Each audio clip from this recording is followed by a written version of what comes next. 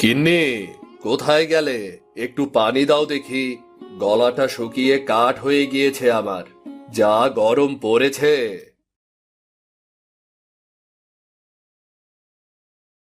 নাও পানি, ভাতও এনেছি, খেয়ে নাও।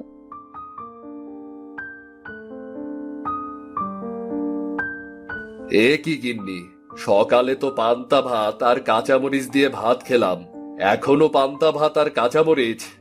এটা যে কপালে জুটেছে সেটাই অনেক। পাশের বাড়ির ভাবির কাপড় পরিষ্কার করে দিয়েছিলাম, আর সেই জন্য এই পান্তা ভাত আর কটা কাঁচা মরিচ দিয়েছে, তাই তো খেতে পারছো। আর না হলে যে আজ না খেয়েই থাকতে হতো। কি করব গিন্নি, কাজ তো কম করছি না, তবুও যে কেন কষ্ট পিছু ছাড়ছে না বুঝতে পারছি না। মনে হচ্ছে এক্ষুনি বৃষ্টি নামবে, তাড়াতাড়ি জ্বালানিগুলো তুলে নি। মা, আমি তোমায় সাহায্য করি জ্বালানি তুলতে। তাড়াতাড়ি কর মা, অনেক কষ্ট করে জঙ্গল থেকে জ্বালানি কুড়িয়ে এনেছি। এগুলো ভিজে গেলে যে আজ আর রান্না করতে হবে না। মা, দুদিন ধরে পেট ভরে কিচ্ছু খাইনি, খুব খিদে পেয়েছে মা। আজ একটু বেশি করে ভাত রান্না করো না, পেট ভরে খাবো। এত কষ্ট করেও সংসার চালাতে পারছি না, মেয়েটার মুখে দুবেলা ভাত তুলে দিতে পারছি না। হে বিধাতা, তুমি একটা ব্যবস্থা করে দাও, একটা ব্যবস্থা করে দাও। মন খারাপ করো না বাবা, দেখবে একদিন আমাদের সব অভাব চলে যাবে। তোরা তাড়াতাড়ি ঘরে যা, দেখ বৃষ্টি শুরু হয়ে গিয়েছে। গিন্নি, দেখো কেমন ঝড় হচ্ছে।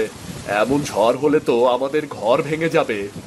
এমন অলক্ষণে কথা বলো না, বিধাতাকে স্মরণ করো, তিনি একটা ঠিক ব্যবস্থা করে দেবেন। রমেশ, রূপা, সোনালী যখন গল্প করছিল, তখন তাদের বাড়িতে অনেকগুলো হাঁস এসে ডাকতে শুরু করে। বাবা মা, দেখো না, কত সুন্দর সুন্দর হাঁস এসেছে আমাদের বাড়িতে। বলি বাবা, আমরা যদি হাঁস চাষ করি তাহলে কেমন হয় বলো?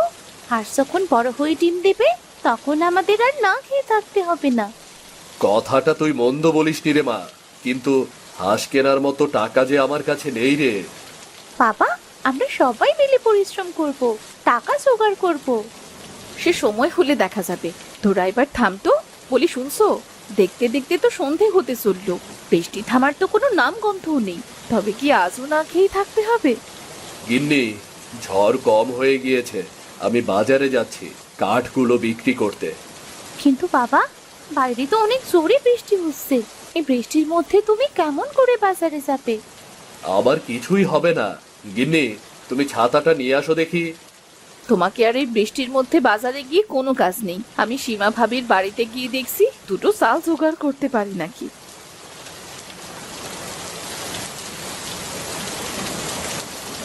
এই বলে রূপা একটা ছাতা নিয়ে সীমাদের বাড়িতে যায়, আর সীমাকে সব খুলে বলে।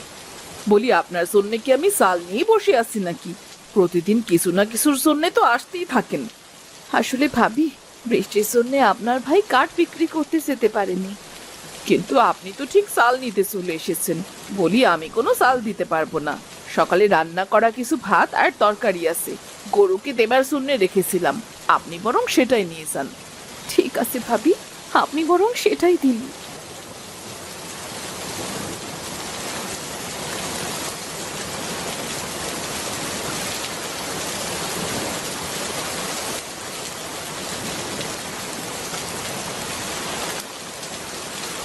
ওগো, চাল কি পেলে? না, সীমা ভাবি চাল না দিয়ে অনেক অপমান করেছে, তবে সকালে কিছু বাসি ভাত দিয়েছে। আজ বরং এটা খেয়েই দিন কাটিয়ে দাও। আমার জন্য তোমাদের কত কথাই না শুনতে হয়। না, এবার থেকে আমাকে আরো পরিশ্রম করতে হবে।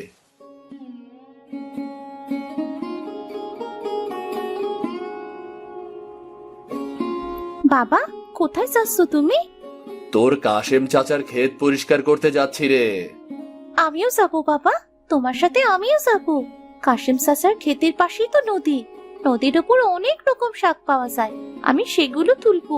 তুমি বাজারে গিয়ে বিক্রি করো বাবা। তোকে কষ্ট করতে হবে না মা, তুই খেলতে যা।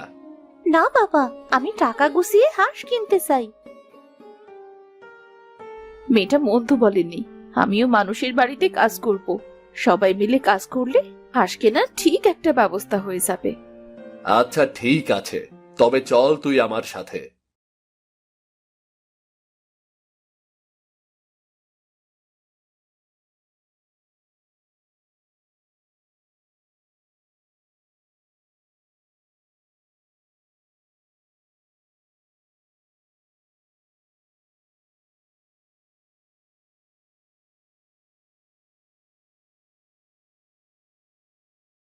মালতী মাসি, আমার কাজ শেষ গো। যদি টাকাটা দিতে তবে চলে যেতাম গো। এই নাও তোমার টাকা। আজ তুমি আমার অনেক বড় উপকার করলে। শরীরটা যে আমার বড্ড খারাপ, উঠতেই পারছি না। তুমি না এলে গরু তো না খেয়ে থাকতো। আমারও টাকাটা দরকার মাসি।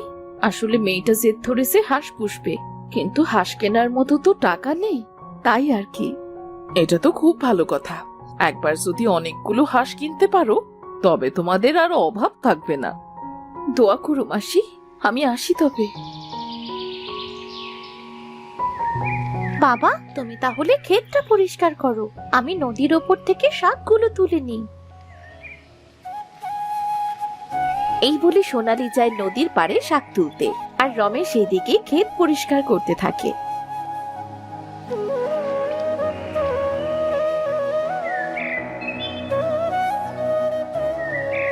বাবা, আমার শাক তোলা হয়ে গিয়েছে। ঠিক আছে, আমারও ক্ষেত পরিষ্কার করা শেষ।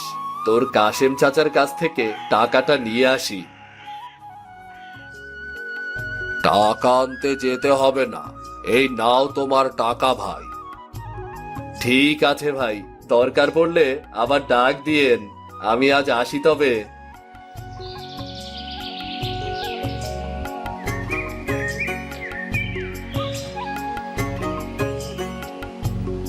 গিন্নি, ও গিন্নি, কোথায় গেলে?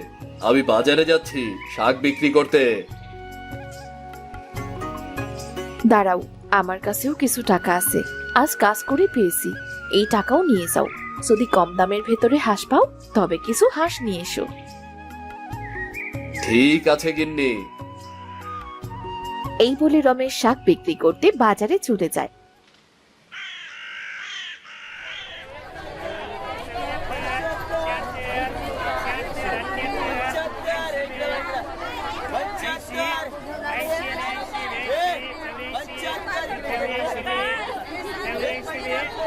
কিছুক্ষণের ভেতরেই রমেশের সব শাক বিক্রি হয়ে যায়। বিধাতার অশেষ রহমতে সব শাক বিক্রি হয়ে গেল। ওই তো একটা লোক হাঁসের বাচ্চা বিক্রি করছে। আমার কাছে যা টাকা আছে সেটা দিয়ে তো আর বড় হাঁস কেনা যাবে না। আমি বরং হাঁসের বাচ্চা কিনে নিয়ে যাই। বলছি দাদা, এই হাঁসের বাচ্চাগুলোর দাম কেমন? আজ আমি কম দামে হাঁস বিক্রি করছি। আপনি এই 15টা হাঁসের বাচ্চা 800 টাকা দিয়ে নিতে পারবেন। দাদা, আমার কাছে তো 800 টাকা হবে না, সব মিলিয়ে 710 টাকা আছে। আপনি বরং আমাকে দুটো কমিয়ে দিন, কেমন? এতে আমার লস হয়ে যাবে। আচ্ছা ঠিক আছে, তবে আপনি 13টা বাচ্চাই নিন, কেমন? এই নিন দাদা আপনার টাকা, আমি আসি তবে।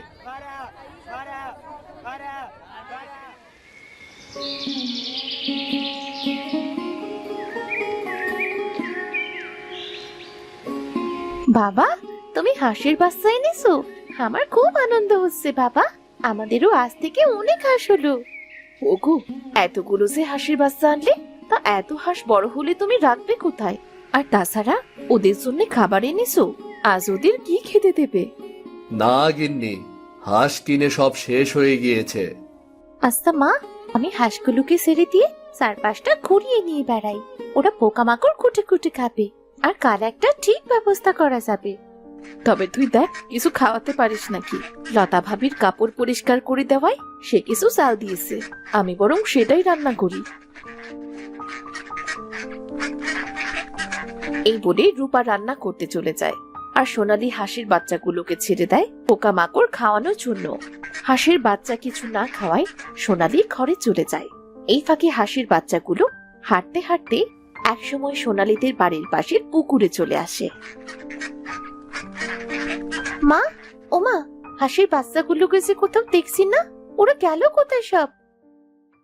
ওদের কোথায় রেখে গিয়েছিলি? কত আশা করে নিয়ে এসেছিলাম ওগুলোকে, সেই আশা বুঝি আর পূর্ণ হলো না। আসলে মা, হাঁসের বাচ্চাগুলো কিছুই খাচ্ছিল না, তাই ঘরে গিয়েছিলাম ওদের খাবার মতো কিছু আছে কিনা তাই খুঁজতে। এসে দেখি। আরে মেয়েটাকে বকাবকি না করে তাড়াতাড়ি হাঁসগুলো খোঁজো, না হলে যে শেয়াল কুকুরে ধরে খাবে। তারা সবাই মিলে হাঁসের বাচ্চাগুলো খুঁজতে শুরু করে। হঠাৎ সোনালি দেখে তাদের বাড়ির পুকুর পাড়ে তাদের হাঁসের বাচ্চাগুলো ঘাস খাচ্ছে। মা, বাবা, ওই তো আমাদের হাঁসগুলি পুকুর পাড়ে কি সুন্দর করে ঘাস খাচ্ছে। আরে তাই তো। মা, এখন থেকে আর হাঁসের চিন্তা করতে হবে না, এই পুকুর পাড়ের ঘাস খেয়ে ওরা বড় হবে। কথাটা মন্দ বলিসনি, কিন্তু ওদের কোথায় রাখবো? তেমন জায়গাই তো নেই। কেন বাবা, তুমি এই পুকুর পাড়ে হাঁসগুলোর থাকার জায়গা করে দাও। তাছাড়া এই পুকুর তো আমাদেরই, এখানে হাঁস পুষলে অনেক ভালো হবে, ওদের গোসল করতেও সুবিধা হবে। বলি আমরা বরং এই পুকুরে ছোট ছোট মাছ ছাড়বো। শুনেছি মাছ খেলে হাঁস অনেক বড় হয় আর তাড়াতাড়ি ডিম পাড়ে। হাঁসগুলো ভালোভাবে বড় করার জন্যে আমাদের সবাইকে অনেক পরিশ্রম করতে হবে। মা সোনালি, হাঁসের বাচ্চাগুলোর পেট ভরে গিয়েছে, আজ এদের বাড়িতে নিয়ে চল। কাল ওই পুকুর পাড়েই আমি হাঁসের জন্য ঘর বানিয়ে দেব। ঠিক আছে বাবা।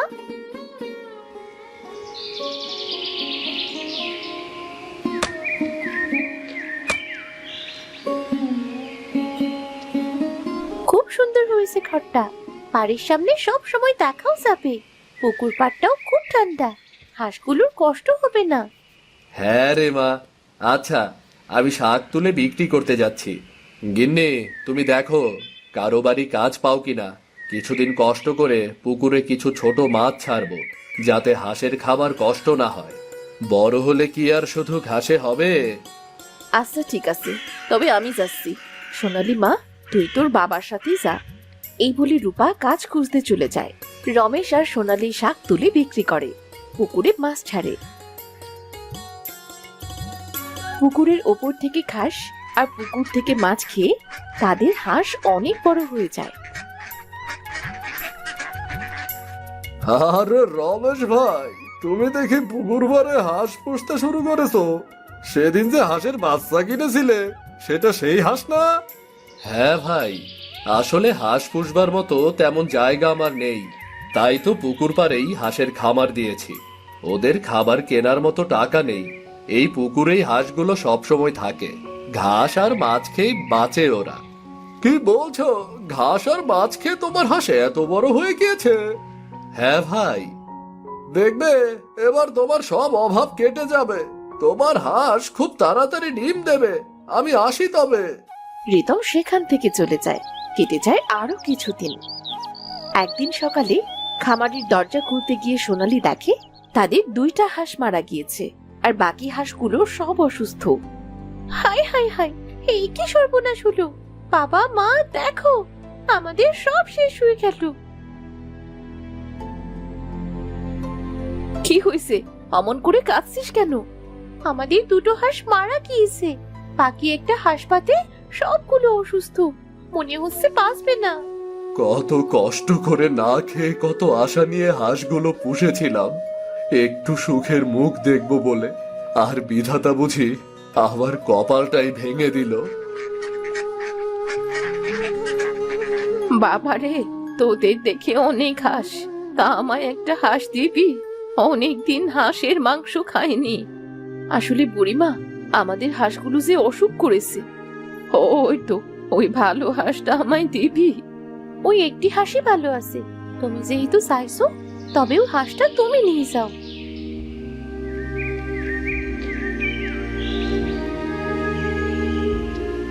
তোদের মন অনেক বড়, একটা হাঁস বাঁচবে জেনেও সেটা আমায় দিয়ে দিলি। একটা হাঁস দিয়ে আর কি হবে বুড়িমা? কত কষ্ট করে জায়গা না থাকায় পুকুর পাড়ে হাঁস পুষেছিলাম। জানি না কি হলো সব হাঁসের, সব অসুখ করেছে। পুকুর পাড় তো ভেজা স্যাঁতসেঁতে জায়গা, পুকুরের পাড় থেকে একটু দূরে খামার করতে পারতি বাবা। এমন স্যাঁতসেঁতে জায়গায় তো হাঁসের অসুখ করবেই। হাঁসেরা পানিতে থাকে ঠিকই, কিন্তু রাতে তো তাদের শুকনো জায়গার দরকার। কি করব বুড়িমা, এই জায়গা ছাড়া আমার যে আর কোনো জায়গা নেই। এই হাঁসগুলো আমার শেষ সম্বল ছিল গো বুড়িমা, আমার শেষ সম্বল ছিল। কাঁদিস না বাবা, এই ওষুধ তোর সব হাঁসেদের খাইয়ে দে, দেখবি সব হাঁস ভালো হয়ে যাবে। আর 2 দিনের ভেতর হাঁস ডিমও দিতে শুরু করবে। তুমি সত্যি বলছো বুড়িমা? হ্যাঁ রে দিদি ভাই, এখন থেকে আর কোনোদিন তোদের হাঁসের অসুখ করবে না, ডিম দেয়াও বন্ধ করবে না। এটা আমাকে এই হাঁসটা দেবার উপহার। তবে একটা কথা, এই খামারে কুড়ো দিবি, তাহলে খামারের ভেতর আর পানি থাকবে না, আর হাঁসগুলো একটু আরামে থাকতে পারবে। বুড়িমা, তোমার কাছে যে আমরা ঋণী হয়ে গেলাম, তোমার এই উপহার আমরা কোনো দিনও ভুলবো না। এইসব কথা পরে হবে, আগে হাঁসগুলোকে ওষুধ খাইয়ে দে। বুড়ির কথা মতো সোনালী, রূপা আর রমেশ সব হাঁসগুলোকে ওষুধ খাইয়ে দেয়। বুড়ির দেয়া ওষুধ খাওয়ানোর সাথে সাথে হাঁসগুলো সুস্থ হয়ে ওঠে। রমেশ খুশি হয়ে যখন বুড়িকে এই কথা বলতে যায়, পেছন ফিরে দেখে বুড়ি সেখানে নেই। এ কি, বুড়িমা কোথায় গেল? বুড়িমা, বুড়িমা! বাবা, উনি মনে হয় চলে গিয়েছেন বাবা। তবে বুড়িমা আমাদের অনেক উপকার করলেন। ওই বুড়িমা মনে হয় জাদু জানেন। যাই হোক, আমাদের বাড়িতে কুড়ো আছে, আমি বরং কুড়ো এনে হাঁসের খামারে দিয়ে দিই।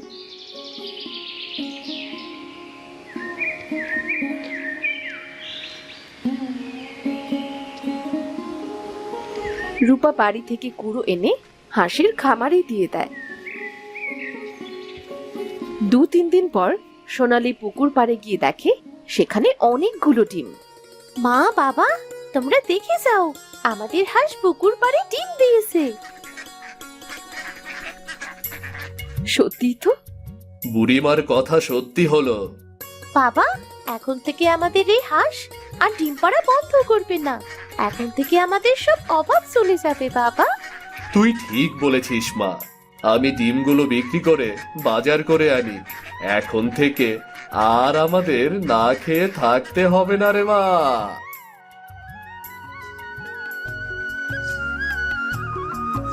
রমেশ খুশি মনে হাঁসের ডিম নিয়ে বাজারে চলে যায়। সে ডিম বিক্রি করে বাজার করে আনে।